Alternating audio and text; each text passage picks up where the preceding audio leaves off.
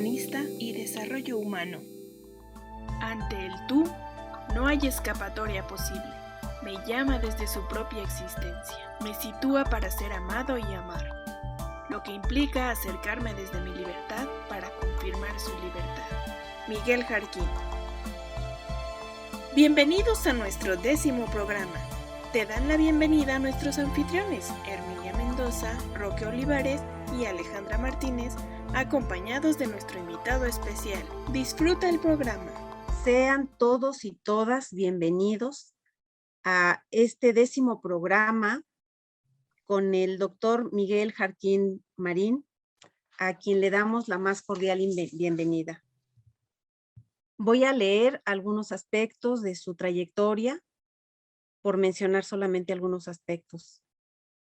Miguel Jarquín Marín, en primer lugar, es un amigo, apasionado por la vida y en consecuencia con todo lo que hace.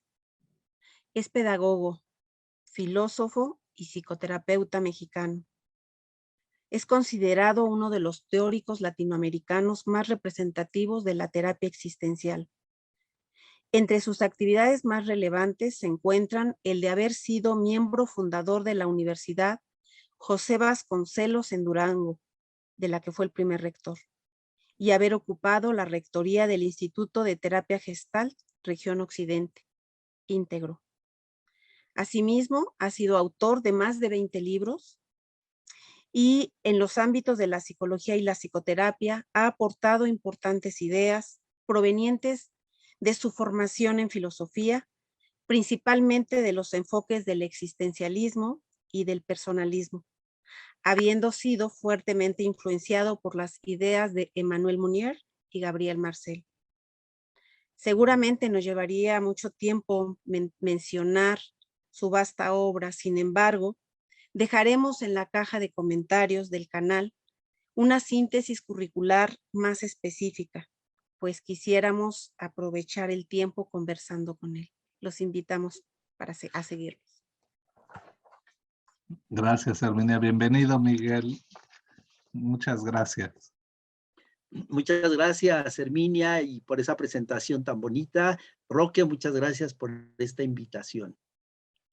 Gracias, Miguel. Qué amable estar aquí con nosotros. Y bueno, como ya saben, el auditorio que nos hace favor de seguirnos, también colabora con nosotros Alejandra, sin la cual no sería posible esto porque es la parte técnica.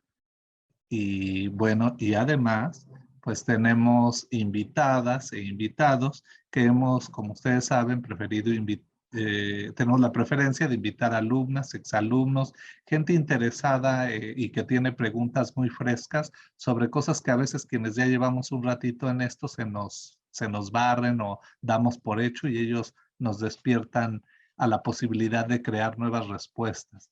Y bueno, el día de hoy tenemos 4 de estas personas. Primero voy a presentar a Andrea Gómez Pérez. Andrea es estudiante de psicología en la FES Iztacala de la UNAM. Ha cursado los ámbitos clínicos desde la tradición existencial humanista y educativa, desde la tradición cognoscitivista. Gracias a ello, ha podido descubrir su pasión por el acompañamiento psicológico y por la comprensión de los procesos de enseñanza-aprendizaje. Es apasionada de la música en general, el cine, el baile y los libros. Bienvenida, Andrea. Hola, buenas noches. Muchas gracias. Gracias a ti, Andrea. Ahora procedo a presentarles a Miguel Eduardo González García. Él es estudiante de la FES Iztacala también, inscrito en el 3er semestre de la licenciatura en psicología. Paralelamente a su trayectoria académica, dirige un proyecto musical bajo el alter ego de Stormy Bato.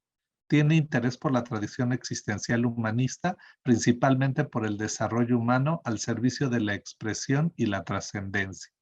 Gracias, Miguel. Eduardo, buenas noches. Buenas noches, muchas gracias. Es un placer estar aquí.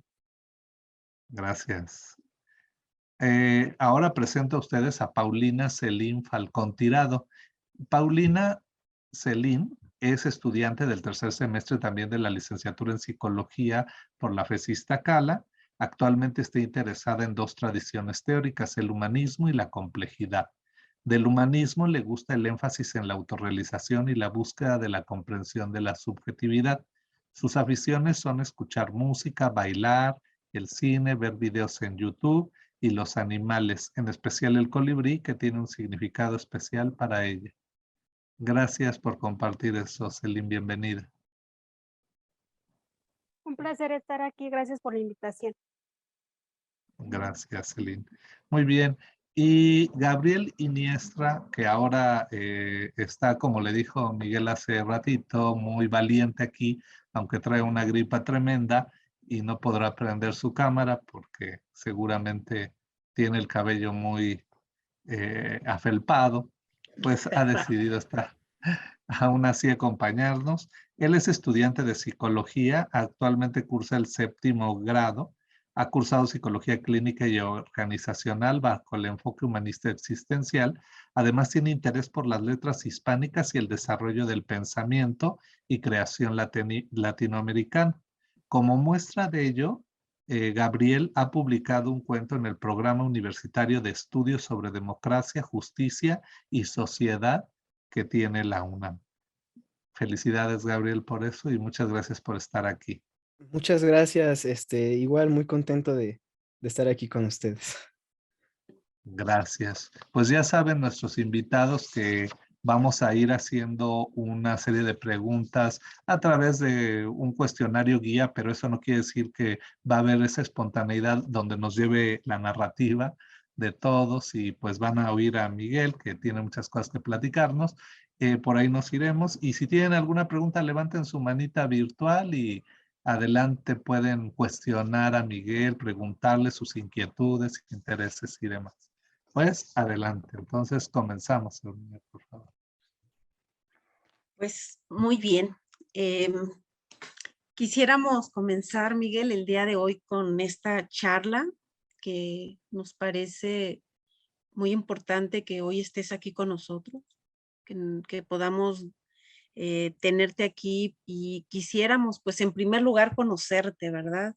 Que si nos pudieras platicar un poco cómo te presentas ante el público que hoy nos está viendo y con estos compañeros, alumnos que nos acompañan. ¿Cómo te presentas? ¿Quién es Miguel Jarquín, la persona? Gracias, Herminia, y pues vamos a iniciar. Quiero darles la bienvenida a los jovencitos que nos acompañan. Más tarde verán por qué para mí es muy importante que haya jóvenes aquí, porque eso fue parte de mi vida también, el poder compartir a muy tempranas edades con los grandes, y creo que eso le da a uno una pista del mundo, de que los pensadores siguen pensando, nunca, el pensamiento nunca se detiene. Y bueno, pues voy a empezar con esta pregunta que haces, ¿verdad? ¿Quién es Miguel Jarquín? Y fíjense ustedes que quise dejar esta pregunta para iniciar en esta parte de la broma y la ironía, en términos de que esta es una pregunta tramposa. Cuando yo estudiaba justo la secundaria, luego la prepa, nos empezaban a hacer ejercicios de grupo, íbamos a trabajar con los chavos, empezaban las jornadas de los jóvenes, a mí me tocó empezar a dirigir, por eso les digo que es tan importante estar con los jóvenes.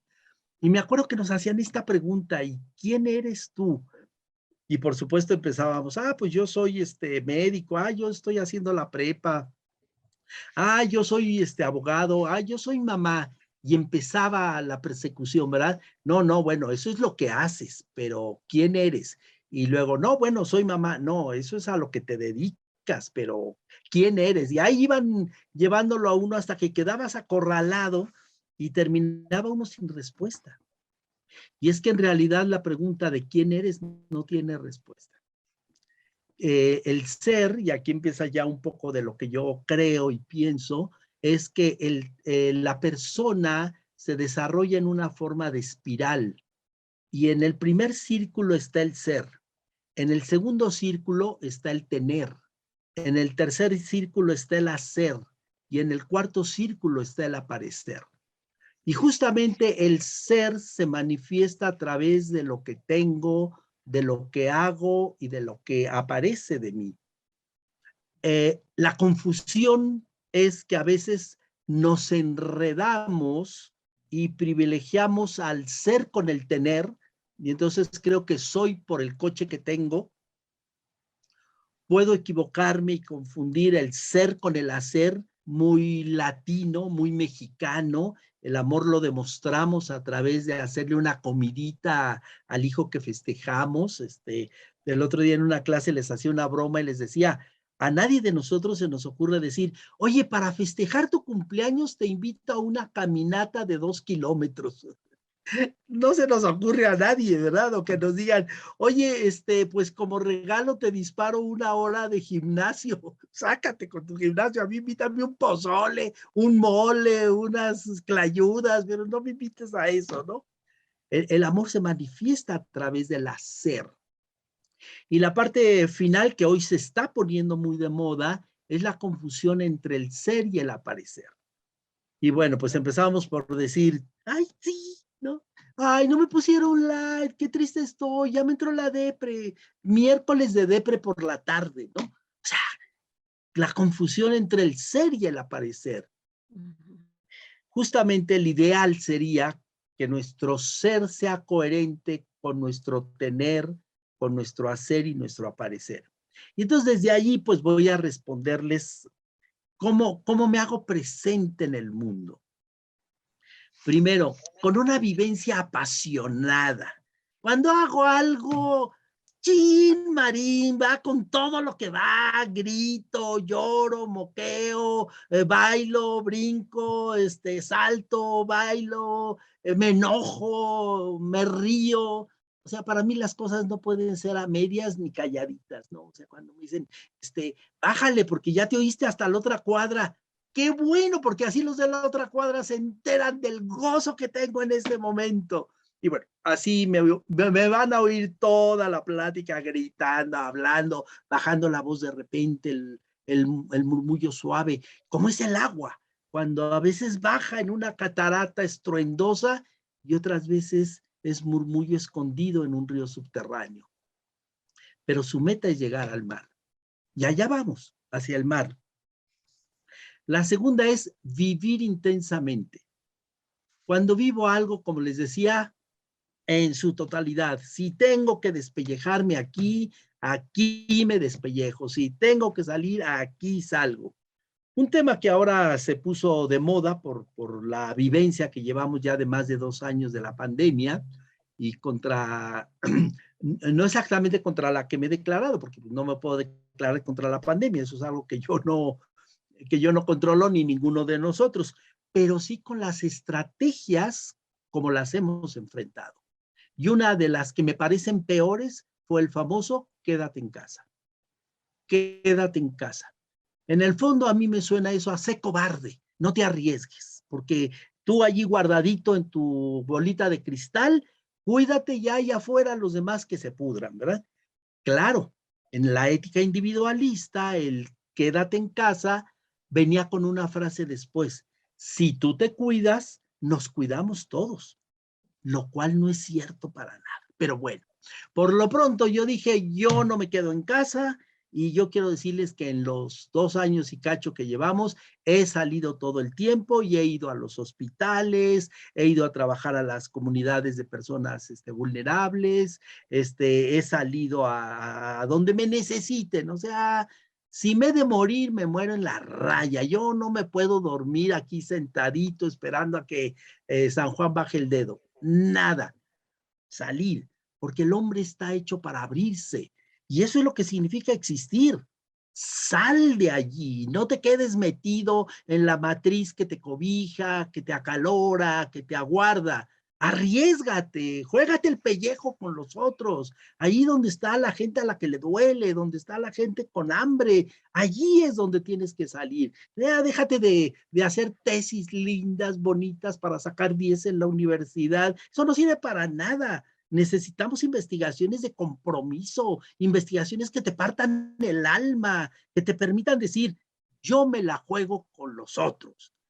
Entonces, bueno, pues esa es la segunda. La tercera, esta me encanta, apostar hasta el final. Apostar hasta el final. tuve un maestro entre muchos a los que recuerdo con gran cariño y con gran aprecio, y nos decía, el partido se acaba hasta que suena el último silbatazo. Y es verdad, el partido se acaba hasta que suena. Ya, pero ya vamos perdiendo 7-0, ni modo que en 5 minutos que faltan los empatemos. No, es cierto, no los vamos a empatar en 5 minutos. A lo mejor España ha ganado muchas veces en el último minuto. Es probable que no ganemos, pero lo que sí podremos saber de nosotros es la actitud con la que fuimos capaces de enfrentar esos últimos 5 minutos. Los seres humanos valemos más por la actitud con la que hacemos las cosas que las cosas que hacemos. Y bueno, esto lo aprendí muy tempranamente. Mi madre, cuando yo era pequeñuelo, ella me decía Miguelito. Entonces no les extrañe que de repente cuando cuente alguna anécdota diga Miguelito, ¿no? Y entonces ella me decía, por ejemplo, a veces llegaba yo del colegio a la 1:30 de la tarde, 2, 3 de la tarde, con el solazo, con el calorón. Además, yo vivía en la Ciudad de México, en la década de los 50, que ya había 8 millones de habitantes. Así es de que no me vengan con cuentos de que era un pueblito, no, era una señora ciudad ya en aquel momento. Teníamos que tomar un autobús que tardaba 3/4 de hora para llegar a la casa. Imagínense, ahí llegaba yo todo sudado, todo cochino, haber cargado a mi hermana para subirnos y no pagar el boleto en el camión, haber subido por la puerta de atrás a mi hermano para que tampoco pagara el boleto. Y bueno, llegábamos a la casa y en ese momento mi mamá, Miguelito, pues vete por el petróleo. ¿Cómo que por el petróleo en este momento? Y eran 5 cuadras en medio de ese calor y claro, pues más de alguna vez hice mi cara de... Y en ese momento venía el sablazo. Y si lo vas a hacer con esa cara, mejor ni vayas. Quédate aquí, yo voy. O lo haces con buena cara o no lo hagas. Muchos años después entendí que esa petición de mi madre era ¿con qué actitud me estás respondiendo? ¿La actitud del servicio o la actitud de la echadencia? El niño majadero que contesta de manera obediente y sí, pues sí, voy por el petróleo, pero con toda la cara de malos amigos, o el niño que empieza a aprender a decir, sí quiero y voy por esto. Pues así empecé a aprender que la actitud era algo muy importante. Ya después vendrá la fenomenología de Scheller, que me enseñará que justamente la actitud es uno de los valores primordiales y que después Víctor Frank tomará en el tercer tipo de valores que justamente llama valores de experiencia, ¿no? ¿Cuál es la actitud con la que enfrentamos lo que no elegimos, sino que nos da la vida? Bueno, pues yo lo aprendí con mi madre desde muy pequeñuelo. La cuarta, me encanta leer, me encanta leer, me encanta el cine, así es que coincido por ahí con las niñas y los niños que les gusta el cine. Yo puedo ver películas diarias. Cuando era niño, fui niño de cine de 3 películas el mismo domingo. Entrábamos a las 2 de la tarde y creo que salíamos a las 9 de la noche, ya nada más para cenar, 8 de la noche por ahí, ¿no? Me fascina el cine, me fascina ver la última película que acaba de salir, crítica de cine, durante algún tiempo fui maestro de cinematografía, tuve la fortuna de conocer a don José Luis Llorente, que era el secretario particular de Servando González. Me imagino que a las niñas estos nombres no les suenan para nada, pero para los que somos ya de la otra rodada, pues don Servando González fue uno de los grandes cineastas mexicanos que trabajó con el gran fotógrafo Gabriel Figueroa y que hizo películas como Los Olvidados, por ejemplo, ¿no? Películas, bueno, que vendrán con Luis Buñuel, no con don Servando va a ser Viento Negro, Simitrio, etcétera. Entonces, pues tuve la fortuna de crecer en medio del cine, de formarme en cine. Todavía conocí la Cineteca Nacional antes de que se quemara, allá en Tlalpan, y cuando conocí dónde filmaban las películas, decía, Cristo, qué buena tomada de pelo, o sea, está, la selva de Tarzán está en un cuarto allí, casi en una alberca que es de la casa de don Pipino de la esquina, ¿no? Y entonces decía yo, puta, qué maravilla la fantasía que son capaces de hacer. El teatro, bueno, me encanta. Debo decirles que me tocaron también los grandes dramaturgos de nuestro país, don Manolo Fábregas, don Ignacio López Tarso, que sigue vigente todavía, Carlos Ancira, me tocó ver El Loco con Carlos Ancira, con Ignacio López Tarso, las obras como Juego de Niños, o sea, Héctor Bonilla, o sea, la época de los grandes de nuestro teatro, ¿no? Ahora, bueno, me encantan las series, quiero decirles que hay series padrísimas, hay unas que vemos en familia, hay otras que veo solo con mi esposa, hay otras que veo solo con mi hijo, y bueno, pues ahí vamos seleccionando nuestras series y digo, ¿cómo hay series para cada área, no? Por ejemplo, con los jóvenes, me imagino que han visto 100, es una fregonería de serie, toda esta lucha por la libertad, la creación, los nuevos mundos, o sea, increíble, ¿no? Y bueno, los nuevos temas que están surgiendo ahora, venidos de alguna manera de la física cuántica, los multiversos, ¿no? Esto último que hemos tenido con Spider-Man y la última del Doctor Strange, que finalmente nos dice, eso de vidas paralelas, no son vidas paralelas, son multiversos. ¿Y qué significa eso de los multiversos? Pues que hay otras versiones del mundo que son tan significativas, tan reales, y que a veces no las vemos y están pasando al lado de nosotros, ¿no? Pero esta visión del multiverso que ya entró en el cine, no la hemos entendido en la universidad. Y las universidades, tristemente, ya no se deben de llamar universidades porque ya no lo son. Son así como decíamos, multiversidad. Y las multiversidades han perdido el objetivo principal de la universidad, que era formar personas, crearles sentidos vitales. El maestro Ortega y Gasset, en una de sus obras, que se llama Misión de la Universidad, dice algo muy bonito. ¿Cuál es el objetivo de la universidad? Que los estudiantes tengan razones vitales, razones vitales. Y claro que con esto el maestro Ortega y Gasset está tomando el origen anterior a Sócrates, la época anterior a Sócrates, del famoso logón de Idonai. ¿Qué era el logón? El logos. No era esto que traducimos ahora de palabra, escrito, no. Logón quería decir dar razón de algo.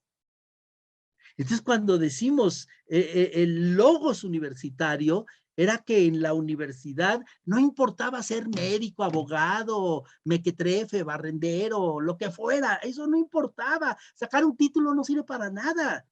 El objetivo era formar personas que tuvieran un sentido de vida, dirá ahora Frankl, ¿no? Una razón de existir. Y eso es justo lo que ha perdido la universidad. Hoy sacamos profesionales de excelencia, pero con una visión de humanidad tan pobre y tan miserable que dan vergüenza. Y entonces, bueno, uno dice, ¿y qué vamos a hacer allí? Bueno, pues creo que recuperar esa apuesta hasta el final, esa pasión por la vida. Y bueno, finalmente decirles que la última característica que quiero mencionar es que me fascina el arte. Me fascina el arte en todas sus dimensiones. Soy un enamorado de la escultura, de los grandes escultores. Hay algunos a los que los estudio, no solo en su vida, sino en su obra. Por ejemplo, el Moisés de Miguel Ángel, Cristo Jesús. Ese poder que puede uno ver, la gallardía de ese Moisés allí en el sillón donde él está presente. Aquí otra vez se vuelve a ligar con el cine.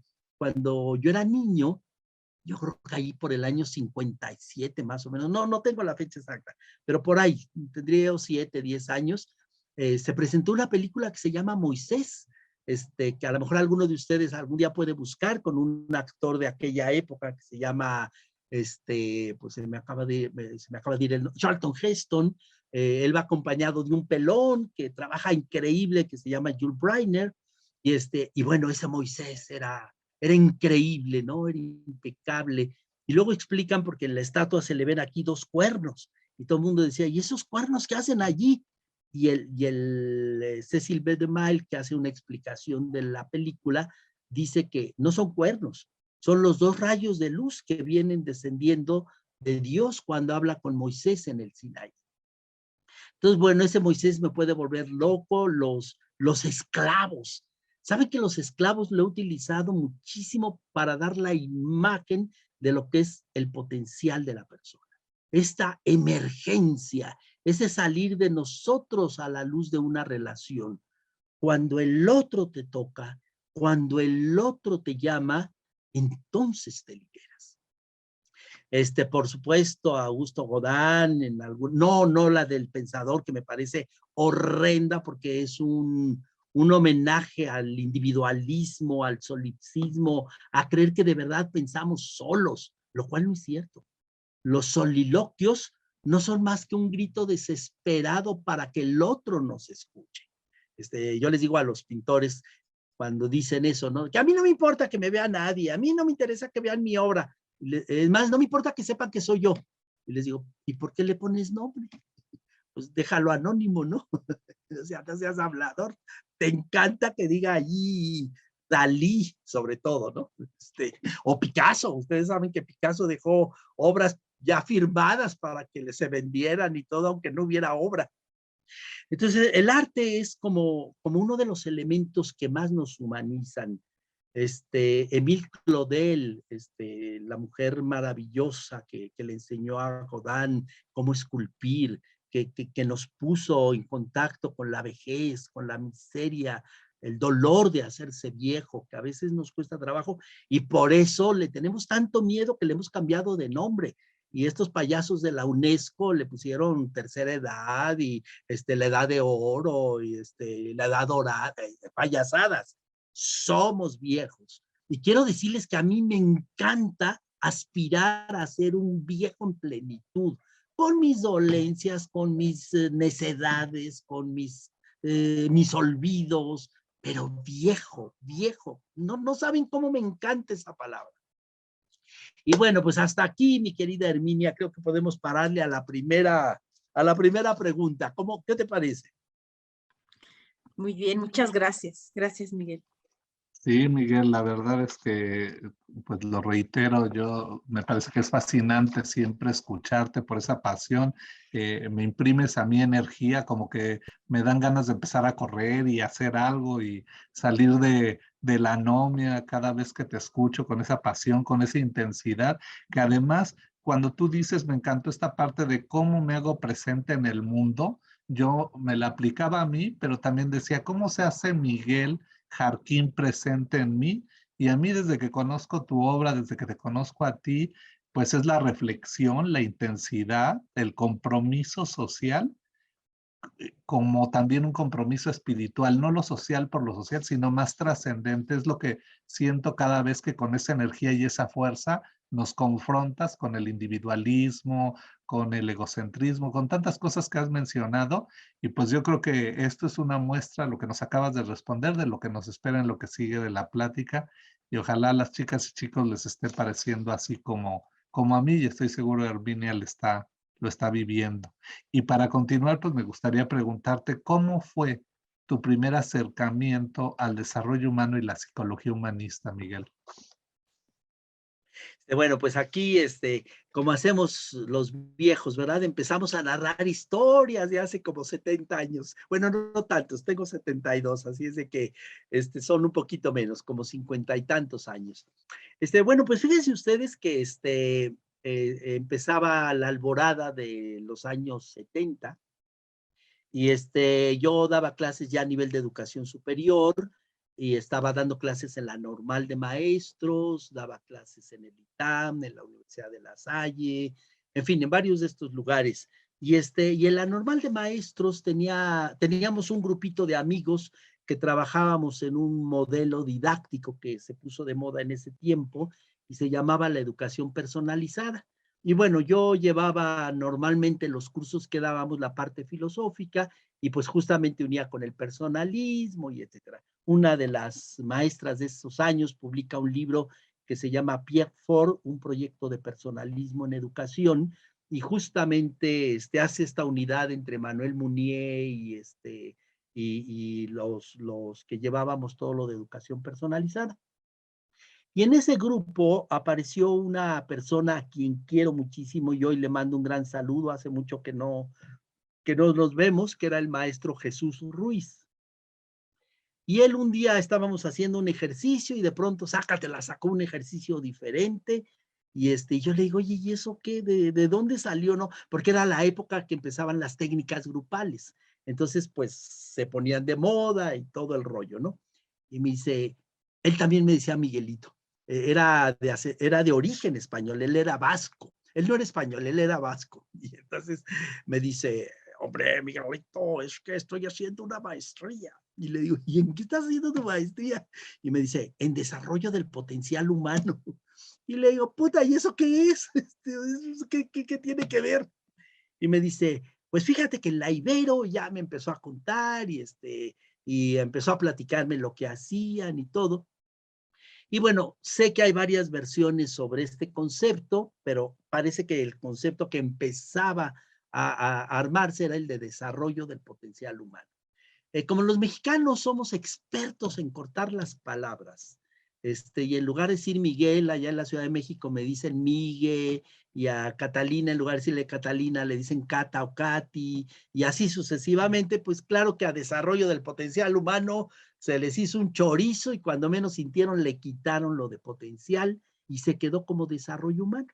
Y entonces la gente empezó a decir, pues es que yo estudio desarrollo humano y yo estudio desarrollo humano y se fue generalizando el término y bueno, pues conocer a un personaje que se volverá icónico dentro de este movimiento, que es Juan Lafarga. Y bueno, Juan Lafarga trabajaba en la Ibero, ya seguramente con los otros maestros que han hecho las entrevistas, les habrán contado muchas cosas de él, así es de que yo no me voy a detener ahí. Él empieza, lo que sí creo que es importante mencionar, creo que tuvo una visión muy grande para generar una estrategia para sumar diferentes personas y diferentes pensamientos. Y pues así se fue dando esto del desarrollo humano, esta idea del potencial, y esto tenía un antecedente. El antecedente era algo que se llamaba psicología humanista, en la cual había dos líderes que se mencionaban mucho. Por un lado estaba Abraham Maslow y por el otro estaba Carl Rogers, que seguramente también ya se los leyeron y ya conocen sus obras y todo el rollo, ¿verdad? Ya por ahí hicieron carita de que sí, les podemos poner palomita. Yo ya los había leído a los dos. Yo soy un niño lector y ya desde la prepa había leído a ambos autores, a Adler, a Freud, a Jung, etcétera, ¿no? Ya me los había requemado. No me habían llamado mucho la atención, la verdad. El concepto de autorrealización a mí me sacaba un poco de ronchas. Hoy me saca más ronchas porque creo que toda esta propuesta de la autorrealización ha generado una filosofía narcisista impresionante en la que alimentan yo conmigo, yo para mí, que yo esté bien, que yo esté contento, que yo tenga mi vida acomodada y lo demás hay que se hagan bolas, ¿verdad? Y pues terminan con frases como, pues no es por ti, es por mí, pues sí, pero te doy una patada y te bajo del coche, ¿verdad? Y entonces así como que, ¿y yo qué? ¿A qué horas me avisaste si tú agarraste camino para otro lado, ¿no? Pero bueno, ahí estaban estas lecturas. Entonces, cuando mi amigo me sigue platicando de esto de desarrollo humano, pues yo empiezo como a releer a estos autores otra vez, ya en la década de los 70, justamente mi artículo que aparece en 50 años de Agua Viva, que por ahí se los recomiendo a las chavalinas y chavalines. Si no lo han leído, les vamos a hacer un examen y les voy a pedir que lean mi capitulito justamente para que vean esta historia de cómo se fue armando y pasar de la visión individualista a la visión del nosotros. Y bueno, pues iba yo releyendo y eso me llevó a revisar con más detenimiento esto de la psicología humanista. Yo soy una persona inquieta que no permito que me metan el dedo en la boca. Entonces dije, a ver, vamos a ver de qué se trata esto, con qué se come, vamos a acomodarnos. Me gusta mucho la historia, entonces acomodar históricamente es muy importante. Y me fui a releer los textos allá de los años 40, los años 50, y me encontré con que antes de que existiera la psicología humanista, se da un movimiento cultural que se se llama el movimiento de la tercera fuerza. Este movimiento de la tercera fuerza es cultural, no es de la psicología. Luego se queda en la psicología, pero es cultural. Y en este movimiento va a haber pintores, va a haber poetas, va a haber antropólogos. Entre las grandes antropólogas, Margaret Mead, o sea, vean nada más de qué tamaño estamos hablando, ¿no? Va a haber psicólogos, psicoanalistas que luego crearán el psicoanálisis humanista. Me refiero a Erich Fromm, de quien después hablaré. Estaba, por supuesto, Carl Rogers, Abraham Maslow, etc. Entonces, este movimiento de anticultura va a abrir una brecha que va a dar posibilidades a que se genere después en el campo de la psicología lo que la APA va a llamar después la psicología humanista, y que podemos traducir por psicología humanística. Yo usaré el término de humanística para referirme a esta psicología específica, y usaré la psicología humanista para toda la visión humanista de la psicología, que no necesariamente coincide con Rogers o Maslow. Y entonces, en esa época me encontré con dos movimientos, lo que vamos a llamar la psicología existencial y la psicología humanista. En la psicología existencial aparece un personaje al que quiero muchísimo, al que le tengo un honor enorme, se llama Rollo May. A él le he dedicado uno de mis libros que se llama justamente Psicoterapia Existencial, una aproximación, y es justamente un homenaje a Rollo May. A Rollo May lo invitan en el año de 1959 en la convención de la APA a que diera una conferencia sobre lo que era esta visión de la psicología existencial. Y a esta conferencia invitaron al propio Rollo May, a Abraham Maslow, a Carl Rogers y a otros autores, y todos ellos fueron hablando de su visión, y ahí es donde se van a separar estos dos movimientos. La psicología existencial, que seguirá en manos de Rollo May, y luego vendrán autores como Yalom, como Bugenthal, etcétera. Y por el otro lado se va a ir la psicología humanística, en la que vendrán autores, además de Maslow y Rogers, gente como que, bueno, ya se me fue el nombre, ya les digo que cuando uno tiene 100 años ya no se acuerda ni dónde vive, pero ahorita me iré acordando, ¿no? Y entonces surgen estos dos caminos. En el año de 1961, Rollo May publica las conferencias que dieron cada uno de ellos, con el nombre de Psicología Existencial, Existential Psychology. Se publican y bueno, ahí tenemos oportunidad de rastrear este caminito. Mientras tanto, ya la psicología humanística se organiza, ya tiene un nombre dentro de la APA, y su primer presidente va a ser justamente Abraham Maslow. Dentro de este movimiento estaba Erich Fromm, y a este personaje sí que me lo conocía muy bien, no solo de lecturas, porque a él lo leí muy tempranamente también, sino en persona.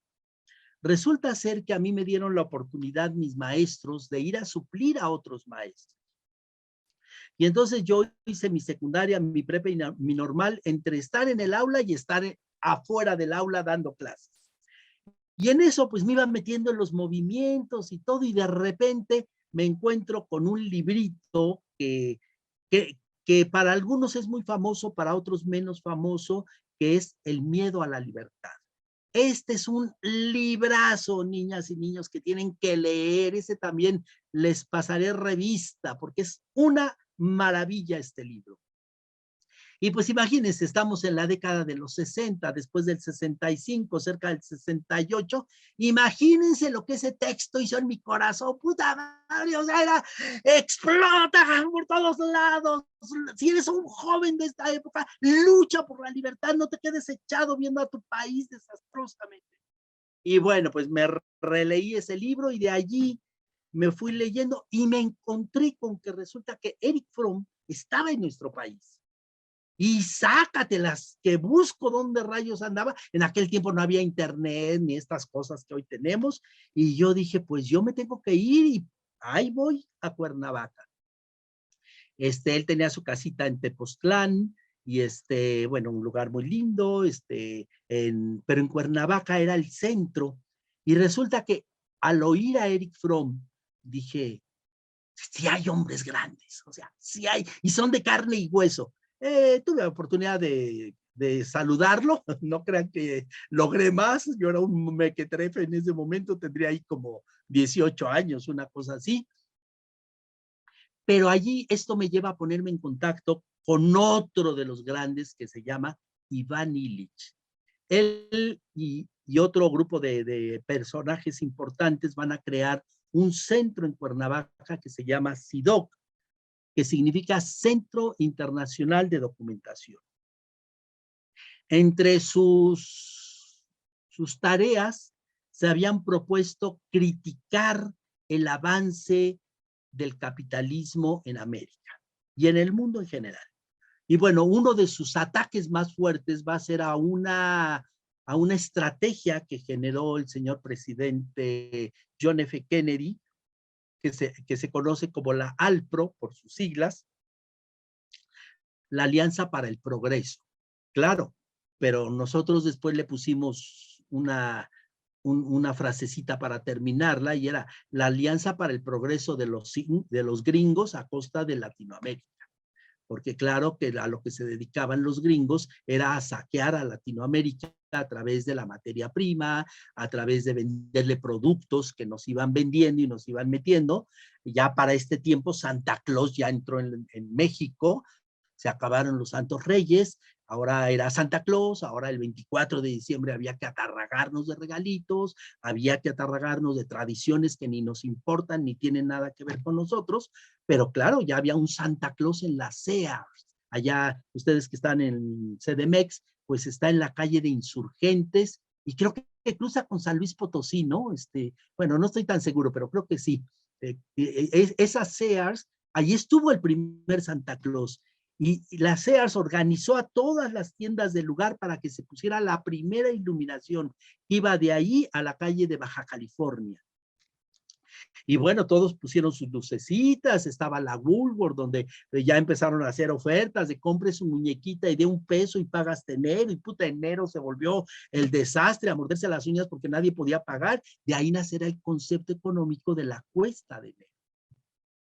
Y bueno, pues con esta infiltración gringa, el CIDOC tenía como tarea detener ese abuso de Norteamérica.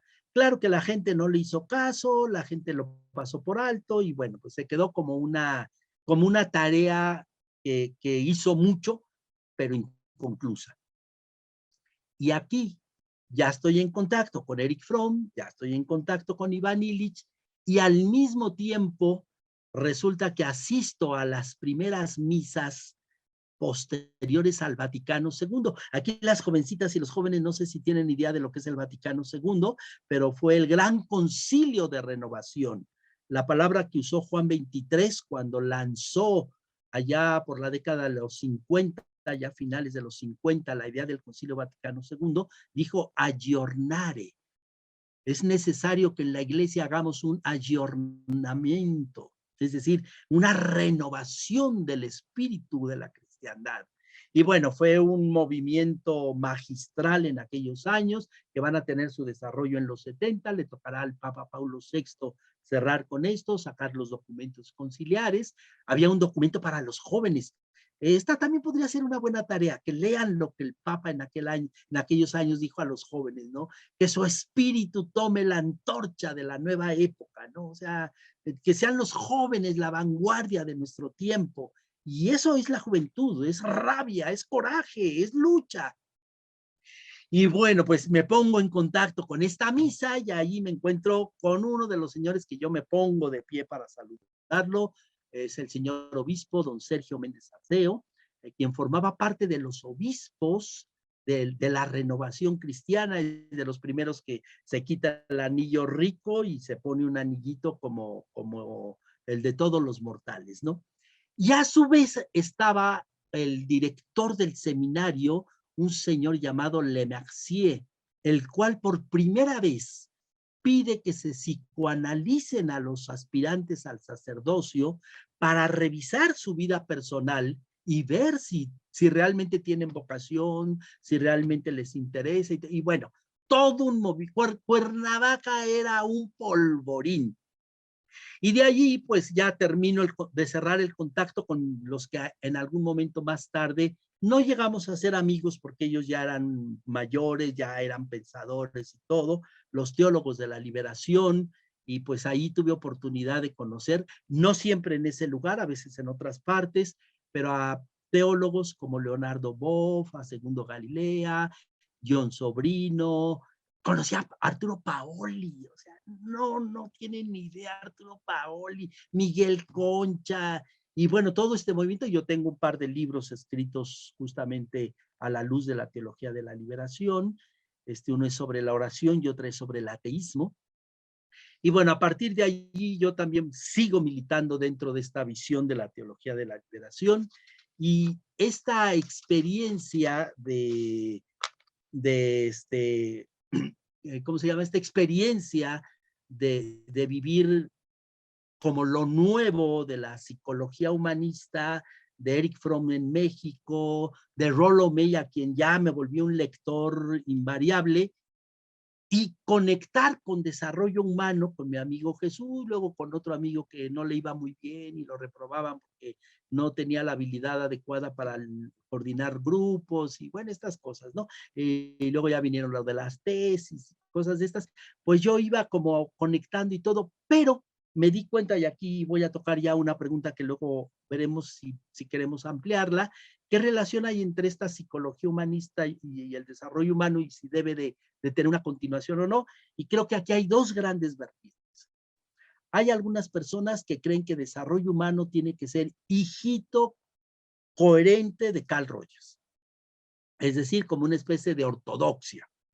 Y hay otros, que es la postura de Juan Lafarga, que no, que es una visión abierta, es una visión en la que caben todos los que quieran caber. Esto tiene esa ventaja de que suma a las personas y a los enfoques, tiene la desventaja de que se vuelve ecléctica. Y entonces, bueno, pues ahí cada quien piensa lo que quiere, en sentido estricto no hay categorías de pensamiento que los unan, cada quien tiene una frase, o uno usa una palabra de un modo, otro la usa de otro modo, unos utilizan una epistemología, otros usan otra epistemología, pero tiene esa virtud de invitar a los amigos a sumarse en favor de una causa. Y esto me lleva a mí a proponer algo que vengo proponiendo desde hace un titipuchal de años, lo vengo diciendo cada rato y bueno, pues siguen sin hacerme caso y a lo mejor hoy otra vez no me harán caso, pero lo voy a insistir. Y es que no llamemos desarrollo humano, sino movimiento de desarrollo humano. Parece nada más el cambio de una palabra, pero creo que eso no nos compromete epistemológicamente a pensar igual que los demás, a tener inspiraciones diferentes y sin embargo trabajar en favor de los otros. Y entonces esto genera una visión transdisciplinaria, porque ya lo importante no es la disciplina, el pensamiento académico estricto, sino más bien el servicio que prestamos a la persona. Y si para servir a la persona yo necesito inspirarme en un autor o en otro autor o en otro autor, excelente, porque finalmente esas inspiraciones abren nuevos caminos. Y en una entrevista que nos hacían el año pasado a uno de mis queridísimos amigos del movimiento, que es el doctor Luis Velasco Lafarga, justamente les decía, yo me imagino al movimiento de desarrollo humano como un paraguas que dice servir al otro. Y abajo nos podemos meter todos los que queramos, independientemente de nuestras ascendencias teóricas, de nuestras deudas de pensamiento, pero servimos al otro. Y entonces, pues abajo del paraguas nos abrazamos, evitamos que el agua nos moje y seguimos caminando al servicio de los otros, que creo que eso es lo que nos une realmente. Y pues con esto terminaría esta segunda, invitando una vez más Movimiento de Desarrollo Humano. Muchas gracias, Miguel. Vaya que me vas, personalmente como mostrando una faceta, un aspecto que no lo había visto y que, por favor, me vas corrigiendo si me dices que no va por ahí el asunto. Yo, cuando te voy escuchando, entonces vamos a hablar justamente de la siguiente pregunta que tú también ya tienes ahí. Vamos a hablar de la psicología humanista, no de la psicología humanística. Es decir, cómo te ha impactado a ti la perspectiva humanista en este sentido que nos has planteado de la trayectoria, del conocimiento, de esto que tú fuiste encontrando a lo largo de este recorrido y de esta inquietud que leo y que siento cuando nos lo platicas. Y entonces, en ese sentido, cómo esto que tú has ido armando, construyendo desde la propia historia y desde el contacto con las personas con quienes a quienes tú te acercaste, cómo ha impactado toda esta psicología humanista, toda esta perspectiva humanista en tu trabajo. Entiendo que eres educador, te has dedicado más a esta cuestión. Entonces, ¿cómo ha impactado esta perspectiva en tu trabajo, Miguel? Y bueno, educador en términos docente, ¿no? El aula, pero también soy terapeuta, trabajo en clínica.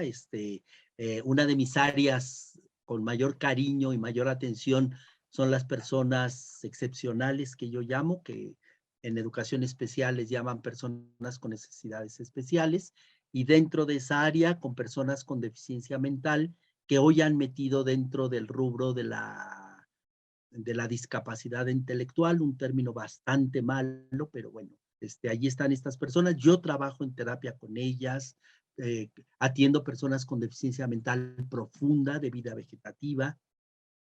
Entonces también me dedico a la clínica y me dedico a lo comunitario. Mucho de mi trabajo está en las comunidades de personas vulnerables. Trabajo con un grupo, por ejemplo, en el norte de Mazatlán, bueno, de hecho ya en un municipio cercano a Mazatlán, que son pescadores que viven en la pobreza. Yo les llamo pescadores, aunque ya no se dedican a la pesca.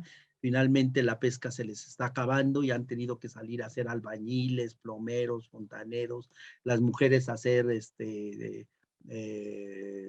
personas de servicio en las casas, mucamas en los hoteles, y bueno, se va perdiendo esto, pero hemos formado ahí una comunidad de trabajo y así trabajo en muchas otras comunidades, en Oaxaca, en diferentes lugares, ¿no? Bueno, esto nada más un poquito como en esa pregunta que me hiciste de que a qué me dedico, ¿no? Sí.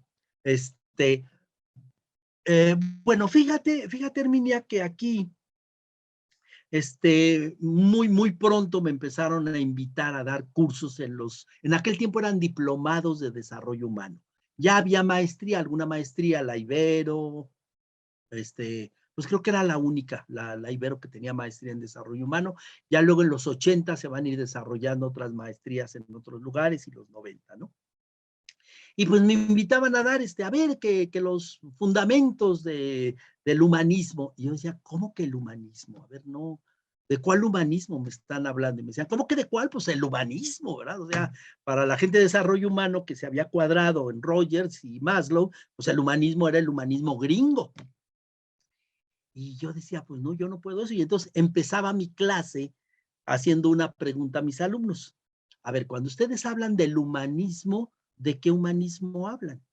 Y me acuerdo que dando una clase allá en Campeche, una persona me retó, ¿verdad? Y me dice, pues el único humanismo que existe, ¿no? Y entonces le digo, ¿y cuándo empezó ese humanismo? No, pues en los 40 y no sé qué, en Estados Unidos, en los 60. Y le digo, oiga, discúlpeme, pero fíjese que esa palabra no tiene su origen ni en Estados Unidos ni en esa época. El humanismo, esa palabra, tiene su origen en Florencia, en la época del Renacimiento. Y en ese momento, así como, ¿pero de qué nos está hablando este tipo, no? Y entonces ahí me di cuenta que yo tenía que que desmantelar el concepto de el humanismo como refiriéndose a algo único. Y entonces, bueno, pues así voy a responder a esta pregunta. Primero, 3 criterios básicos. 1, hablar del humanismo en plural. Es decir, lo que hay son humanismos, no un humanismo. Seguiría hablando en singular porque pues es más fácil, ¿no? Se me complica menos, pero cuando hablo de humanismo hay que decir los humanismos. Segundo, la temporalidad. Es decir, hay una historia de las ideas. Y no es lo mismo el humanismo florentino que el humanismo de la Ilustración, por ejemplo, en Francia, o el humanismo de los románticos alemanes o franceses, o el humanismo del siglo XX. Es decir, cada humanismo tiene su propio rostro, tiene su propia tarea y responde a una época que podemos decir que es histórica y geopolítica. Voy a poner solo un ejemplo. Me imagino que han oído hablar del cristianismo y del catolicismo, ¿verdad? Son dos movimientos que arrancan por allí de 1500 y tantos, que es cuando se separa la Iglesia de la Reforma. Ok, pregunta. El pensamiento de Lutero no empieza con él. Ya había autores que habían escrito cosas como él. ¿Por qué se difunde tanto el pensamiento luterano? ¿Qué evento hubo alrededor de eso que permitió su desarrollo? 2 cosas. Primera, la imprenta. Los libros antes se hacían a mano, niñas y niños, a mano. Cada libro se hacía a mano y se encuadernaba a mano. Entonces, claro que no había librerías. Lo que había eran bibliotecas. Y cuando la gente dice que era el oscurantismo porque las tenían casi escondidas los monjes, pues solo nos habla de su ignorancia. Los monjes, las abadías tenían bibliotecas porque guardaban la sabiduría de la humanidad escrita a mano. Eso era lo que hacían, resguardar un legado de la humanidad, no esconderla. Bueno, la imprenta. Segundo, se traduce por primera vez la Biblia del latín al alemán y promueven que cada persona lea e interprete esa lectura que realiza. Y en ese momento el pensamiento se abrió. El humanismo luterano es un humanismo de libertad porque nos enseñó a leer. Y fíjense hasta dónde llegó esto. Ustedes saben que, bueno, este protestantismo va a pasar luego a Inglaterra, que Inglaterra va a tener su propia iglesia, bueno, sus propias cosas y todo, pero cuando conquistan Estados Unidos, viene la Biblia cristiana y en las noches en el sur de Estados Unidos, cuando los negros terminaban de trabajar, se iban a sus barracones y una persona les leía la Biblia y ellos comentaban la Biblia. Pero no faltó hombre y mujer que le dijera, oye, enséñame a leer, yo también quiero leer. Y la lectura de la Biblia de manera subversiva hizo que desapareciera el analfabetismo en el mundo del sur en Estados Unidos. Esta es esta visión geopolítica. O sea, las cosas no pasan porque sí, ni pasan en abstracto. Pasan para responder a situaciones concretas. ¿Y por qué los jefes políticos de la Alemania de Lutero lo defienden? Porque querían separarse de Roma y que querían que la iglesia alemana fuera más importante que la romana. Y entonces, claro que encuentran la coyuntura para poder hacer esa ruptura. Entonces, las cosas, niñas y niños, no pasan porque sí, pasan porque hay una historia de las ideas detrás de ella y porque hay una tarea geopolítica, es decir, de poder de los espacios. ¿Quién se come a quién? ¿Quién le gana un territorio a otro? ¿Quién enseña a pensar a los demás? Esta es la segunda, la temporalidad. Y la tercera, bueno, mientras salud, chicos y chicas, no les dije que se echaran un vinito allí para que todas estas ideas locas no se caigan muertas en el camino. Herminia, yo sé que es muy sana y Roque también, y van a tomar agüita. No, yo, como decían en el pueblo, el agua es para los animales, para el hombre, el dulce jugo del maguey. Así es de que a echarnos unos pulques. Entonces voy por un mezcal, ¿eh? Ahorita regreso. Ándale, sí, yo tengo mezcal si quieres, te comparto ahí un mezcal de Oaxaca. Excelente. Bienvenido. Sí. Bueno, pues la tercera es el concepto de conciencia.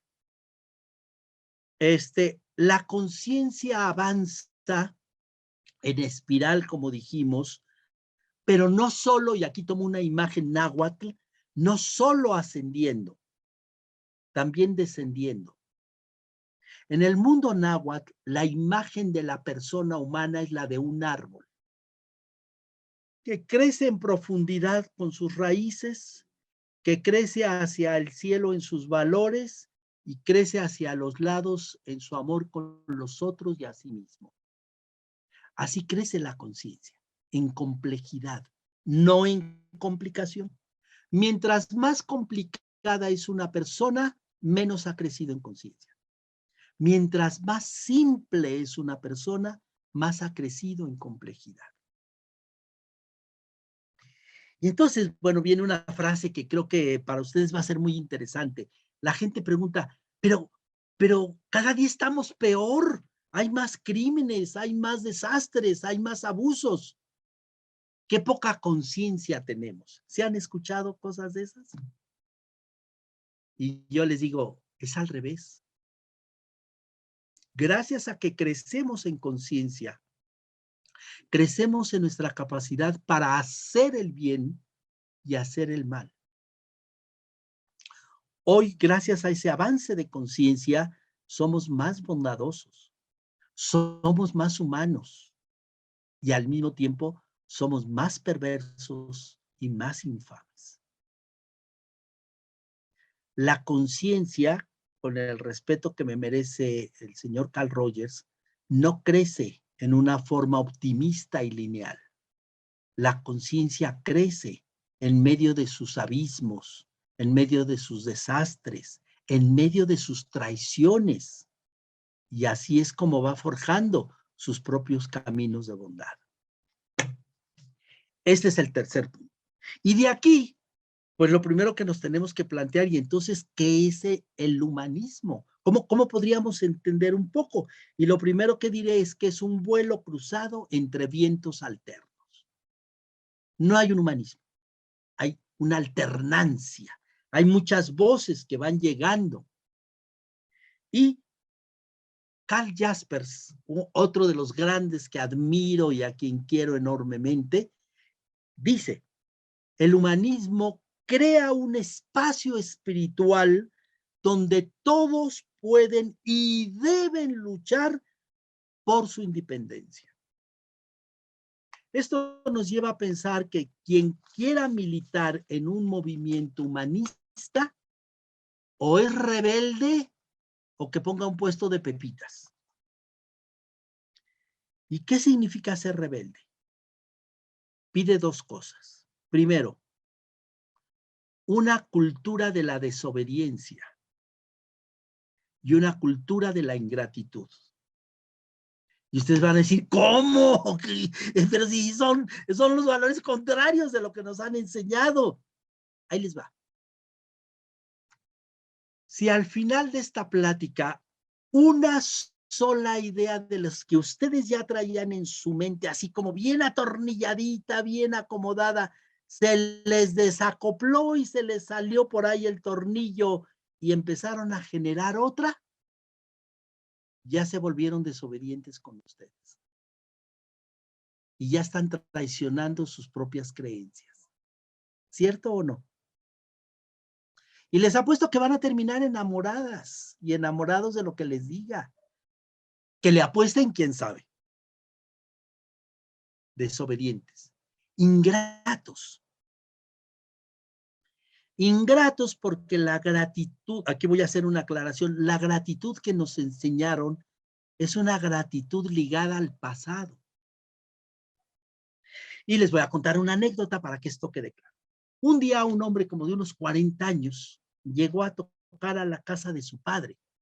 Y pues ya abrió la puerta el padre y le dice, ¡ay, mi hijo, qué gusto de verte! Tanto tiempo de no vernos. Y ya saben las bromas, ¿verdad? Pues sí, papá, las estrellas aquí, de repente nos aparecemos. Pásale, mijacho, pásale. Ahí va el chaval para adentro, que ya es un hombre de 40 años.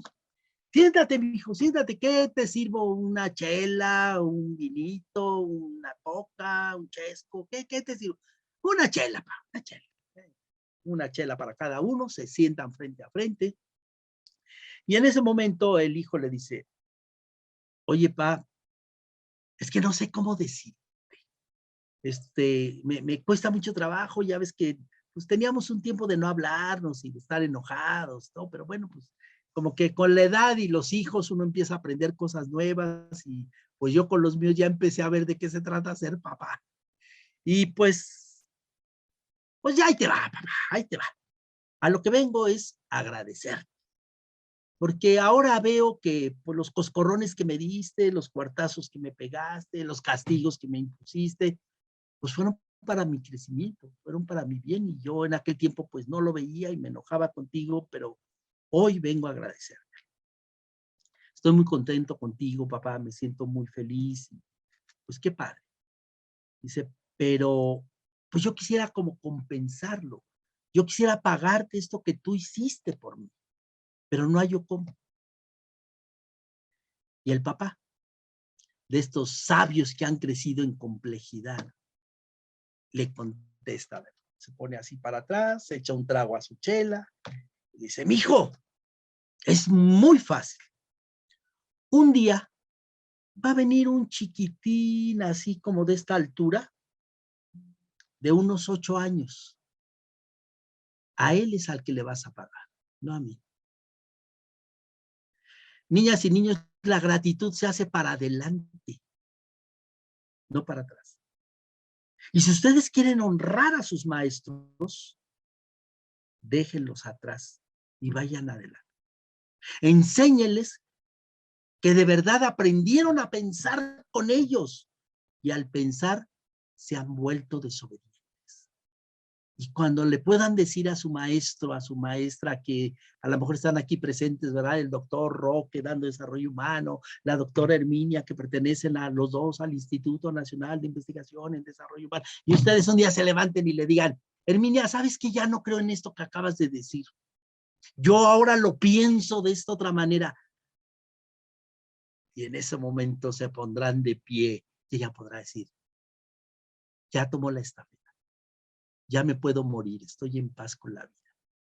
Ya fui capaz de multiplicar la vida. Chavales, hay que ser desobedientes e ingratos.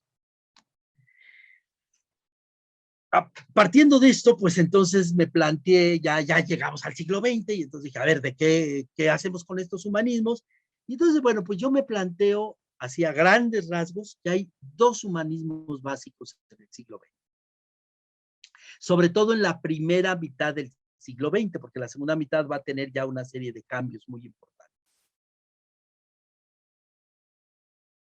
Lo que podemos llamar el humanismo europeo y lo que podemos llamar el humanismo norteamericano. El humanismo europeo es hijo de una desilusión terrible en la que el hombre europeo venía con el sueño romántico de cambiemos la sociedad. No tenemos tiempo ahorita de revisar obras como la de Fausto en Goethe, que nos habla de matemos al inteligente y abramosle camino al corazón. Seguramente se acuerdan de esta obra que leyeron en secundaria. Y bueno, pues Fausto era un doctor, era un agente intelectual que a lo mejor pertenecía al SNI de aquella época. Y bueno, pues resulta que cuando se le aparece Mefistófeles, Fausto le dice, oye, ¿tú quién eres? Y Mefistófeles le dice, soy la nada, soy el caos. Imagínense que eso le digan a su maestro de investigación, o sea, no frieguen. A ver, profe, usted que habla de coherencia y todas esas payasadas, ¿sabe quién soy yo? La nada, el caos, y vengo a romper toda su epistemología. Pues eso le dijo. Y entonces, bueno, sigue la narración y Mefistófeles le dice, fíjate que yo tengo el poder de ofrecerte lo que me pidas. Y en clase casi siempre hago esta pregunta, ¿qué creen que le pidió? Y todo el mundo me contesta, ciencia, sabiduría, saber mucho. Perdidos, son unos intelectuales asquerosos que pertenecen a las universidades de la información. ¿Saben qué le pidió? Algo hermosísimo. Una noche de amor. Una noche de amor. Este es el mundo alemán del siglo XIX. Una noche de amor. Ya párenle a tantos malditos títulos, doctorantes y a tantas tesis inútiles que no sirven para nada. Una noche de amor. Y al mismo tiempo que está pasando esto en la Alemania, en la Francia está nada más y nada menos que el señor Víctor Hugo. Y está publicando El jorobado de Nuestra Señora de París, que es una obra sobre la conciencia humana, las formas de conciencia y el compromiso social. Y está publicando la maravillosa obra, grandísima obra que se llama Los Miserables. Y en Los Miserables aparece un personaje que si lo estudiáramos nos daría pistas importantísimas para el movimiento de desarrollo humano, el sacerdote. Que bueno, ayer un obispo, el obispo bueno, como lo llamaba la gente. Y ustedes recordarán la anécdota del expresidiario que se ha escapado de la cárcel y bueno, ha salido, famosísimo Jean Valjean, y de repente pasa y no tiene dónde quedarse y alguien le dice, pues ahí con el obispo se queda la gente y todo, y llega allí y las hermanas le hacen el fuchi, por supuesto son xenofóbicas, ¿verdad? De estas de, está cochino, está sucio, está feo, viene de la cárcel. Y el obispo le dice, oiga, hace mucho tiempo que lo estaba yo esperando para que se sentara aquí conmigo. Y entonces Jean Valjean se queda así como, pero ¿cómo que me estaba esperando? Claro, todo el que sufre de hambre lo estoy esperando en mi mesa. Me parece que esta es una tarea para el movimiento de desarrollo humano, los que estamos abajo de ese árbol, de ese paraguas. Crear un espacio en el que tiene hambre pueda venir con nosotros y le hagamos un espacio adecuado para que se sienta bienvenido. Y bueno, ya conocen ustedes la historia, ya me brinco, no tenemos oportunidad de más, y este mundo maravilloso que está coronado con una de las obras más bellas de la música, Ludwig van Beethoven ha hecho ya el cuarto movimiento de la novena sinfonía, la Oda a la Alegría. Y en esta oda, que es un poema de Schiller, nos recuerda algo muy bonito. Los seres humanos podemos tomarnos de las manos y abrazarnos en una humanidad que puede amarse plenamente. ¿A poco no suena padrísimo, chavacos? Pero la realidad es que mañana los va a reprobar el profe porque se les da la gana, la realidad es que la plataforma se cierra a las 12 de la noche y no hay minuto extra, y la realidad es que si no entregas a tiempo todos tus trabajos te echan para afuera del semestre, la realidad es que si vas por la calle en un lugar solitario, un lugar peligroso, no faltará el que pase en una moto, una bicicleta, te dé un aventón y te quite la bolsa, no faltará en el que se sube en el metro y te aviente y vayas a dar allá y te des un porrazo. ¿Cómo conciliamos? Esta es la pregunta que se hacen los románticos del 19. ¿Cómo conciliamos esa vida maravillosa de la hermandad y el amor universal con la realidad miserable del hambre, de la peste, del abuso? ¿Cómo? ¿Cómo lo conciliamos? Y entonces, bueno, pues va a venir algo que ellos van a llamar la enfermedad de la época, le mal du ciclo. Y esa enfermedad es una dolencia del alma, la conciencia infeliz, le llamarán. Y con esta conciencia infeliz abren el siglo XX. Nietzsche, un autor que seguramente también han leído, hace una pregunta. Si ya fuimos capaces de crear un médico que cure el cuerpo, ¿seremos capaces de crear un médico que cure el alma?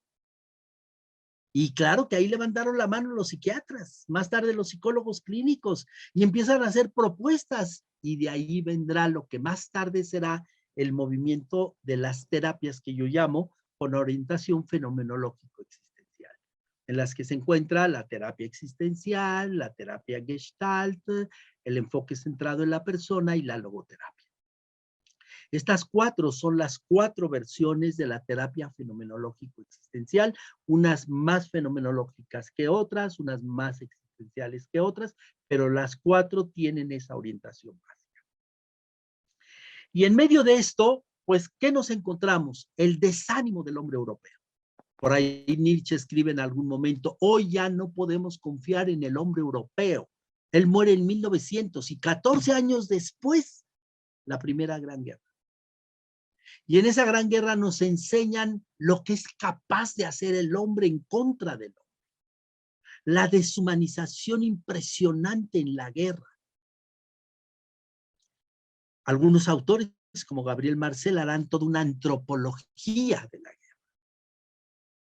En medio de esta guerra, y la que sigue, porque parecía que no volvería a haber otra guerra tan horrible, apenas se estaban acomodando cuando en la década de los 30 Hitler invade Polonia y hacia los 40 se lanza toda la Segunda Guerra Mundial, que terminará en el 45 con los lanzamientos de la bomba en Hiroshima y Nagasaki.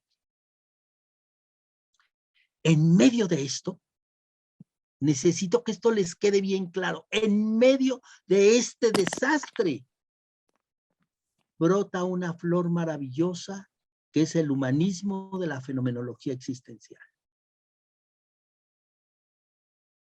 El humanismo europeo es un humanismo que le entró a la gente a hierro y fuego.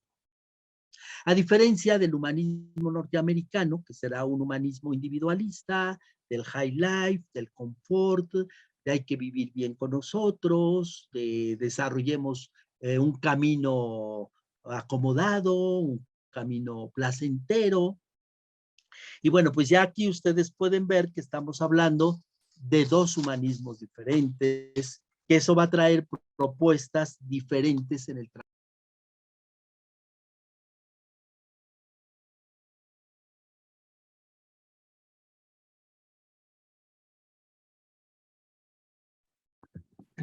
Apagaste tu Miguel. micrófono. ¿Yo lo apagué? Ustedes perdonen, pero bueno, ya uno hace muchas burradas, ¿verdad?